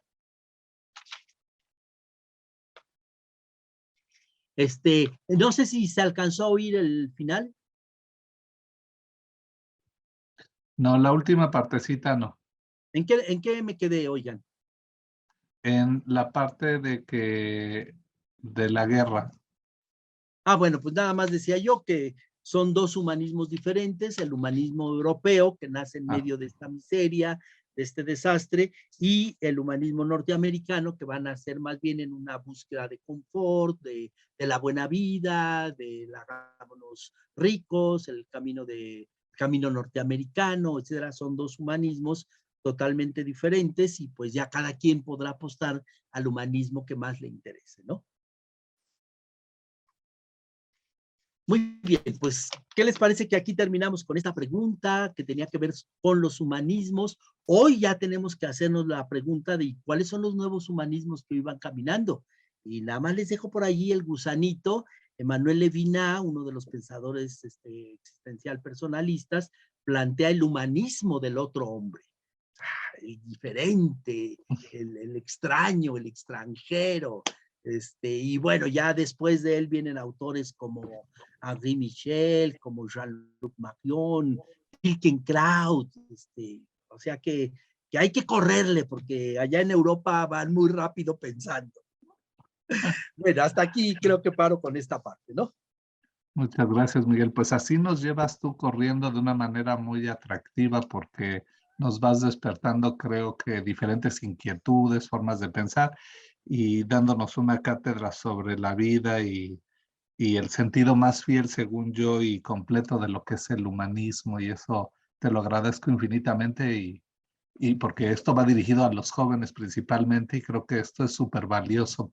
Es como una joya que ellos van a tener, así lo deseo yo, de ampliar su perspectiva y sus horizontes de lo que es el trabajo con el otro, con las personas. Y pues no quiero dejarlos fuera, no queremos dejarlos fuera y me encantaría a Herminia, a mí, a Alejandra y seguramente a Miguel escucharles si tienen alguna pregunta o comentario antes de continuar hasta donde nos alcancen las 2 horas, porque se van a quedar cosas en el tintero, pero vamos a invitar a Miguel porque ya ven que es una cascada de un montón de ideas y de cosas súper valiosas. Así es que vamos a ir a Miguel primero, que ya tiene, Miguel Eduardo, que ya tiene una pregunta adelante o comentario. Sí, bueno, buenas noches. Ha sido hasta el momento muy emocionante escuchar todo esto testimonio, toda esta cátedra que nos está usted contando. La verdad es que sí, pues despierta mucho interés, despierta dudas, despierta hambre, ¿no? Esa flamita que todos tenemos dentro, con ese fuego que nos dice avanza, que nos dice lucha, que nos dice cambia. Pero bueno, yo tengo, digamos que entro en acuerdo con usted cuando yo en algún momento también reflexionando, me di cuenta que estos momentos de caos, estos momentos de tragedia, estos momentos de sufrimiento y de necesidad, principalmente se vuelven motor de ciertos movimientos, porque pues precisamente en búsqueda de una respuesta, en búsqueda de un cambio, en búsqueda de una solución, pues salen personas valientes a proponer cosas nuevas. Sin embargo, yo quisiera saber de usted qué considera que es un factor, ya sea interno o externo, individual o social, importante en este punto de inflexión entre ahogarse en esa oscuridad o encontrar esa luz para poder luchar y salir de esa adversidad, porque al final del día el panorama es muy deprimente. No todas las personas toman esa decisión de salir de su zona de confort, de arriesgarse, de soltar lo poco que tienen para arriesgarse a tomar más. ¿Qué cree que usted que es importante recordar en esos momentos para tomar ese coraje y esa valentía, ya sea individualmente o como colectivo? Una pregunta interesantísima que daría también para un buen rato. Voy a tratar de acotar y responder a esto. Yo estoy generando un modelo que le llamo el enfoque centrado en el nosotros. Ese modelo tiene 2 principios. El segundo principio dice, son los amores del presente los que nos ayudan a resignificar el pasado y no a la inversa. Pues yo sé que esto va contra, algunos dicen contra Papi Freud, ¿verdad? Y con todos los que trabajan en el pasado, ¿no? En sus diferentes versiones. Son los amores del presente los que resignifican el pasado, no a la inversa. Poniéndolo en el tema del sentido, la pregunta que yo hago es, ¿qué amor en el presente hace que tu vida valga la pena? Y a partir de ahí trabajo con las personas. ¿Cómo puedo constatar esta parte? ¿Cómo puedo saber que esto es verdad? Martin Buber, uno de los autores que también le doy seguimiento en una de las obras que tiene él, que se llama Yo y Tú, tiene una frase muy linda que dice, no es que solo el tú exista, pero todo vive bajo su luz. Y bueno, si quieren, hasta podemos hacer un ejercicio aquí bien bonito, bien rápido, ya verás. Cambiemos la palabra tú por una persona que ustedes aman. Pongamos, por ejemplo, yo diré de mi esposa, ella se llama Lupita, y la frase la armaría así. Lupita, no es que solo existas tú, pero todo vive bajo tu luz. 30 segunditos para que cada uno de ustedes piensen a quién van a poner en ese tú. Quien guste, si alguien no quiere hacerlo, por supuesto que no. Y armen su frase. ¿Listos? Y a lo mejor los voy nombrando como me aparecen aquí en mi pantalla. ¿Les parece? Ok, empezamos. Roque. Si entendí bien, entonces es con los mismos elementos, ¿verdad? Sí, nada más cambias el nombre con la persona que tú elegiste. Ok, Teresa, no es que solo existas tú, sino que todo brilla. Brilla, vive Vive, se bajo tu luz. manifiesta bajo tu luz. Ok, otra vez desde la tripa, mi querido Roque. A que salga Muy de bien. aquí, de las entrañas. Muy bien, muy bien. Teresa, no es que solo existas tú, sino que todo fluye bajo tu luz, emana de tu luz. ¿Cómo te sientes? Emocionado, satisfecho, vital. Qué padre. Gracias, Roque. Herminia, ¿quieres? Sí. A ver, Rubén, no es que solo existas tú, solo que todo brilla, sino que todo brilla cuando te Bajo tu luz. manifiestas Bajo tu luz. bajo tu luz. Ok, A Rubén, ver, no otra es vez, que otra vez. sí, Desde la Rubén, tripa, díselo bonito al oído. Rubén, no es que solo existas tú, sino que todo brilla bajo tu luz. ¿Cómo te sonó? Te pusiste ojos de enamorada, chamaca.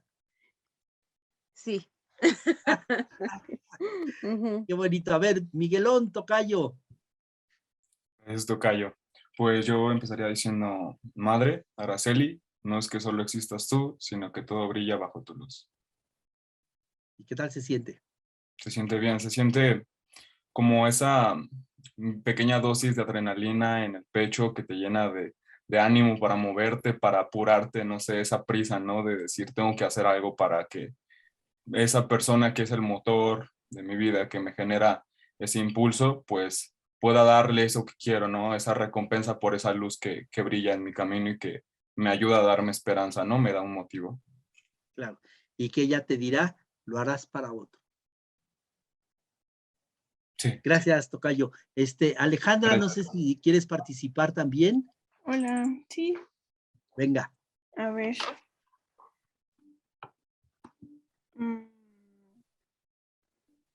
Papá, Enrique, no es que solo existas tú, sino que todo brilla bajo tu luz. ¿Cómo te sentiste? Se te pusieron los ojos coloraditos. Sí, pues ahí, no fuerza. Gracias, Ale. Andrea, Sí. Abuela Consuelo, no es que solo existas tú, sino que todo brilla bajo tu luz. ¿cómo te sientes, Andrea? Lo Conmovida. estás pensando. No, no, no, bájale, baja la tripa. Los sentimientos están en la tripa, no en la cabeza. Triste. Triste. Se me hace que es nostalgia, ¿verdad? Ay, el recuerdo de la abuela se acaba de aparecer en el corazón. Gracias, Andrea.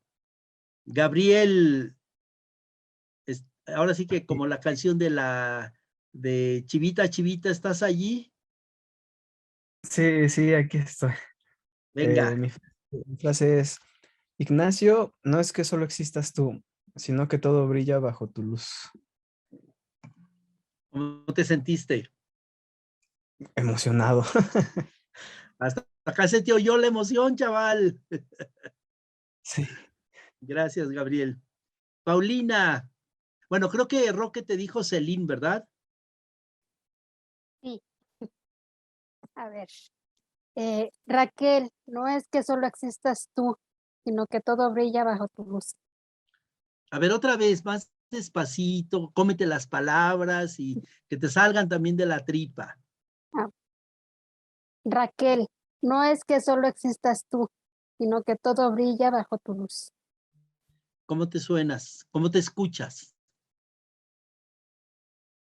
Ay, pues, con mucho sentimiento. Qué padre, ¿verdad? Sí. Gracias, Celín. Tocayo, creo que aquí puedes percibir ahora sí la respuesta, ¿verdad? La gente mientras no descubre ese amor que ilumina su vida, está perdida totalmente. Y ojo aquí, No es una idea la que nos hará cambiar la vida, es un amor que nos despelleje por dentro y nos diga, atrévete a correr conmigo.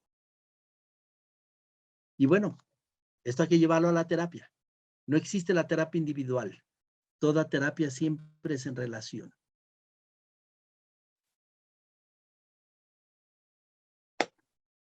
Wow, muchas Le gracias. le agradezco mucho por contestar mi pregunta. Creo que queda para mí más que ilustrado y supongo que también para nuestra audiencia será más fácil de comprender de esta manera. Ya por último, bueno, yo me encanta la manera en la que usted pues se expresa al final del día. Creo que es muy importante recordar que no solamente es el qué se dice, sino cómo se dice.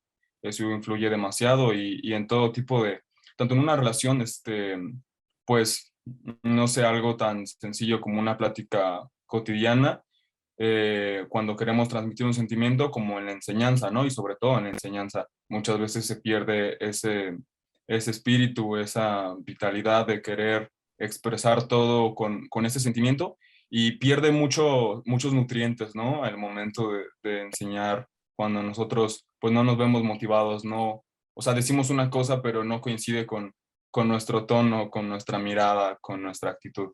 Entonces creo que es muy importante que personas como usted nos den no solamente la enseñanza, pues digamos verbal, sino ejemplificada de cómo pues hay que conducirnos siempre con ese ánimo, con esa energía, sin importar si tenemos 10 años o tenemos 70, 80, los que tengamos, ¿no?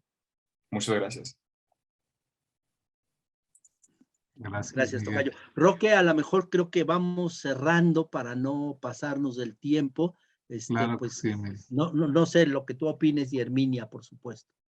Sí, sí, nosotros es lo que estamos ahorita platicando en el chat, que pues esta cátedra de la vida que nos estás dando va a dar para invitarte en alguna otra ocasión para seguir viendo diferentes temas. Nos encantaría, conocemos de tu generosidad y siempre te das tiempo para todo. No sé cómo le haces, pero lo haces de manera ejemplar para nosotros. Y hay una pregunta que Herminia te quiere hacer, que quisiera que ella hiciera de todas las que teníamos y que creo que es importante porque quiero decirte, Miguel, que nació bajo esta pregunta que Herminia va a hacerte este programa, que ella y yo nos hacíamos de manera como colegas, como compañeros en el doctorado. Si es que adelante, Herminia, por favor. Bueno, primero, dar un preámbulo a cómo fue que yo te conocí en Agua Viva.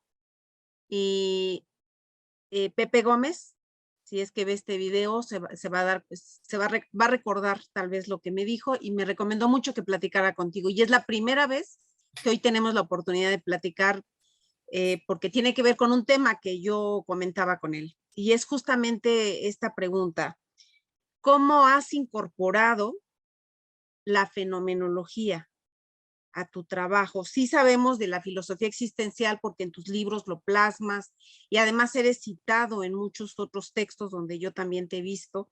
Entonces, nos gustaría mucho saber si nos pudieras platicar más en concreto cómo es que has ido incorporando la fenomenología a tu trabajo. Bueno, a nombre del tiempo voy a intentar como una respuesta muy rápida. Fíjate que yo empiezo a leer a los literatos que hacen literatura formándose en la fenomenología. Me refiero a los existencialistas sobre todo, ¿no? Y bueno, hay tres que son para mí así los primeros que yo empiezo a leer y que me emocionaron. Se llama Albert Camus, que seguramente conocen ustedes, Jean-Paul Sartre y Simone de Beauvoir. No me voy a detener ahorita por el tiempo, ¿no? Pero yo no sabía que ellos escribían y sabían de la fenomenología, ¿no? No tenía idea de eso. Luego resulta ser que yo empiezo a leer autores que hablaban de la fenomenología y la fenomenología y la fenomenología. Total que un buen día en un congreso allá en Venezuela, el Congreso de Filosofía, yo estaba muy jovencito, tenía 27 años, digo jovencito para los filósofos, porque puros señores de 50, 60, 70, 80 años, entonces claro que yo era un mozalbete ahí mocoso que casi ni opinión tenía, no me dejaban entrar, quiero decirte, ¿no? Entonces tuve que enseñar que ya había terminado mi grado académico, que ya tenía una maestría y todo. Y en ese congreso hubo una conferencia sobre fenomenología y la dirigía una persona que se llamaba Ana Teresa Timiniecka. Hoy ella ha muerto. A ella le he dedicado uno de mis libros, mi libro de investigación, que es una antología, justamente se lo dedico a ella. Y bueno, cuando termina la conferencia, pues yo me acerco a ella un poquito temeroso de que quisiera hablar conmigo, porque bueno, pues era una señora, ¿no? No era cualquier gente. No tienes idea, Herminia, una bondad en el corazón de esa mujer impresionante. Y se dirigió a mí como si me conociera de siempre. Claro que me veía como niño chiquito, ¿no? Así como, ay, jovencito, mire, que no sé qué, que no sé cuál. Y entonces ya le digo, oiga, pues me interesa mucho esto de la fenomenología y me di cuenta que hay un instituto, se llama Instituto Mundial de Altos Estudios en Fenomenología, y le digo, pues me interesa. Y me dice, ay, claro, bienvenido. Dice, mire, hay 3 tipos de miembros. Los fundadores. Y yo en ese momento dije, pelas, número 1, me metieron el primer gol, ni modo. Bueno, segunda, los que escriben y les publicamos sus artículos en el libro del año de la fenomenología, The Yearbook. Y dije, puta, pues ya 2-0, voy perdiendo. Queda la tercera emisión. Y la tercera, pues son los que pagan su anualidad a la revista y reciben el libro, perdón, que es un libro de este pelo, ¿no? Y deja ver si se los puedo enseñar. Por aquí debo de tener uno de ellos. Mira. La Analecta Husserliana. Bueno, pues dije, yo me inscribo, ¿cuánto hay que pagar? Pues no me acuerdo, eran unos cuantos dólares, la verdad no era nada caro. Y ya me pidió mis datos, yo le pedí los suyos, me regresé a la Ciudad de México, ahí vivía yo en ese tiempo, ella se fue a Boston justamente. Y entonces, de repente un día recibo una carta de ella y me dice, oye, se está organizando el Congreso Interamericano de Filosofía, va a ser en Tallahassee, y a mí me gustaría que usted escribiera algo para una ponencia, para presentarla en la mesa de fenomenología. Y yo en ese momento dije, puta, pero yo ni sé fenomenología. Quiero decirte que para ese tiempo ya había terminado la licenciatura en filosofía y en el instituto donde estudié prohibieron que estudiáramos la fenomenología, nos dijeron que no había que leerla y cuando tocó la materia de historia contemporánea nos prohibieron los existencialistas, los fenomenólogos. O sea que no, yo no tenía la menor idea de eso. Había leído por mi cuenta, que era lo que me salvaba. Pues total que dije, pues escribiré algo, no escribiré algo. Total, hice un escrito que es hacia una teoría de la transsubjetividad, que es justamente con la que gano el premio que ella me va a otorgar. Y entonces mando el escrito y yo dije, bueno, pues a ver si pega, ¿verdad? Y resulta que pega el escrito y que me invitan a presentarlo allá en Tallahassee, y pues quiero decirte que me volvía loco porque allí en el grupo estuvo Enrique Dussel, estuvo Jaime Baylis, estuvo Paul Ricoeur, no, o sea, la plana mayor de ese tiempo, ¿no? Entonces ya te puedes imaginar que yo estaba temblando porque yo, puta, lo que yo voy a decir, Cristo Jesús, ¿no? Pues a ella le encantó y a partir de allí ella me pidió que yo escribiera porque me decía que yo hacía fenomenología sin saber. Y pues la verdad es que si no creas que soy un gran sabio de la fenomenología, sí me he leído a todo, bueno, a bastantes textos de Husserl, bastantes de Scheller, a Scheller lo he leído mucho más que a Husserl, y a un autor posterior que es Heinrich von Hildebrand, que es un extraordinario fenomenólogo sobre los afectos. Él tiene una obra muy linda que se llama El Corazón, y luego ya los fenomenólogos existencialistas, ¿no? Y bueno, pues la noticia que debo darte es que a partir de ahí empecé a escribir y escrito que mandaba salía publicado. Entonces tengo publicadas como, no sé, como 5 o 6 artículos en el libro del año. Y cuando me toca organizar el Congreso de Fenomenología Internacional aquí en Guadalajara, ella me pide que yo lo organice y lo hago con un gran hombre que es nuestro mexicano más importante sobre las traducciones de Husserl a nivel mundial, y me refiero al doctor Antonio Sirión, que es un excelente fenomenólogo, me precio de ser su amigo también, y bueno, pues se organiza el congreso aquí y ella va a dar una plática a Integro, justamente yo era el rector en ese tiempo, y dijo algo que para mí fue sorprendente. Porque alguien le preguntó que si podían mandar sus escritos en español y no en inglés, que era la lengua oficial. Y me dice, les contestó, no. Dice, aquí solo hay una persona que puede escribir en español. Y eso porque es un poeta que piensa. Y se llama Miguel Jarquín. De ahí en fuera nadie más. Bueno, ya te puedes imaginar, Herminia, que yo recibí eso con un gran cariño.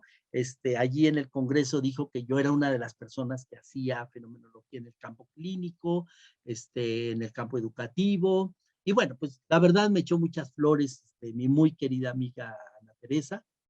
Hoy ella ha muerto. Y así es como empecé a desarrollar la fenomenología, y bueno, en ese momento me di cuenta que yo tenía que estudiar más en serio la fenomenología, que no podía seguir con este estilo así medio bohemio, medio, no sé qué, creo que bohemio sería la palabra, y me metí a estudiar ya con más detenimiento a Husserl. Hoy creo que no soy un experto en fenomenología, pero creo que soy una de las personas que más sabe de fenomenología en México. No el que más, porque Toño sabe más que yo, y el grupo, pertenezco al Círculo Latinoamericano de Fenomenología, ahí hay gente que sabe muchísimo más que yo. Pero bueno, ahora sí que hay para el gasto, sí tengo como para defenderme, dar mis cursos, darle seguimiento a las tesis, a los trabajos, y en donde sí creo que estoy haciendo una aportación un poquito más seria, no en la filosofía, ni siquiera soy un filósofo en sentido estricto, es en el campo clínico, Herminia. En el campo clínico estoy describiendo fenomenológicamente las enfermedades, estoy trabajando, por ejemplo, con el cáncer, los diferentes tipos de cáncer, descubriendo que cada parte del cuerpo tiene un lenguaje propio, que no podemos hablar del cáncer de manera genérica, y no es lo mismo un cáncer de seno que un cáncer de próstata, que un cáncer de leucemia, que cada uno, y esto me ha ido llevando no solo a describir el cáncer ha sido porque tengo un amigo inmunólogo, a quien quiero muchísimo, el doctor Antonio Meneses, que me manda pacientes, y él casi como que me empujó, Miguel, describe esto, o sea, dinos de qué se trata, ¿no? ¿Cuál es ese lenguaje?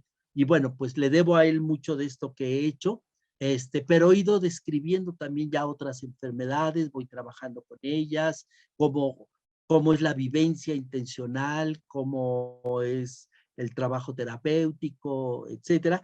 Y puedo decir que estoy preparando ya un trabajo de análisis existencial desde la visión personalista, ¿no?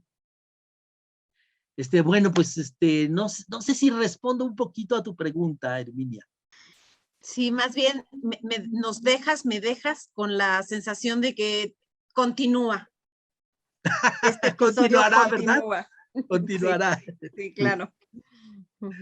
Sí, por supuesto, yo creo que opino igual, y ya en algún momento te contactaremos y queremos seguir haciendo muchas cosas contigo y aprendiendo esta visión crítica y propositiva del desarrollo del movimiento del desarrollo humano. Yo Ya sí te te iba a la poner una compro. tachita, Roque, y Sí, ahora sí sí, ¿no? palomita. Bien, bien, Roque, bien. No, sí, me convence lo que tú dices, la forma en como dice Miguel, la forma en que lo dices me genera una convicción muy fuerte, y te lo agradezco. No me alcanzan las palabras para darte las gracias a nombre no solo de nosotros que estamos aquí, sino de los jóvenes y de todos aquellos a los que va a impactar esto cuando lo vean, cuando tengan una probadita de Miguel Jarquín y se les antoje además, ojalá, leer tus libros.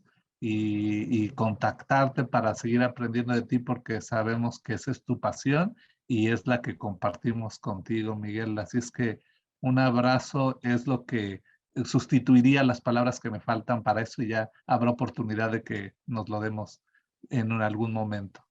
Y deja darte una noticia, mi nuevo libro ya está listo para entrar a imprenta. El día de hoy recibí una oferta de una de las editoriales que quiero muchísimo y a lo mejor este año está en prensa, se llama Pasión por la Vida. ¡Wow! Qué hermoso nombre, que te representa, Miguel, felicidades. Pues muchas Muchas gracias, Raquel. gracias por eso y pues seguimos, continuará, como bien dice Herminia y como Jarquín Miguel nos está diciendo que sí, chicas, chicos que están aquí, pues muchas gracias por acompañarnos. Al público que va a ver este programa, síganos contactando, ya vieron de lo que se trata con este programa, van a sentir cómo la flama de su vida se va a encender, eso no me queda la menor duda, estoy seguro, y sigan el programa, sigan suscribiéndose, viéndolo, y ojalá aporte algo en la construcción de lo que quieren llegar a ser en algún momento y que ya están siendo. Es que muchas gracias a todos y muy buenas noches. Muchas gracias por acompañarnos hasta el final del video.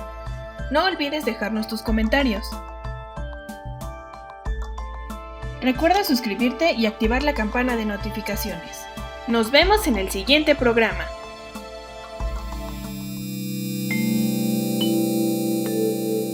Testimonios, Psicología Humanista y Desarrollo Humano.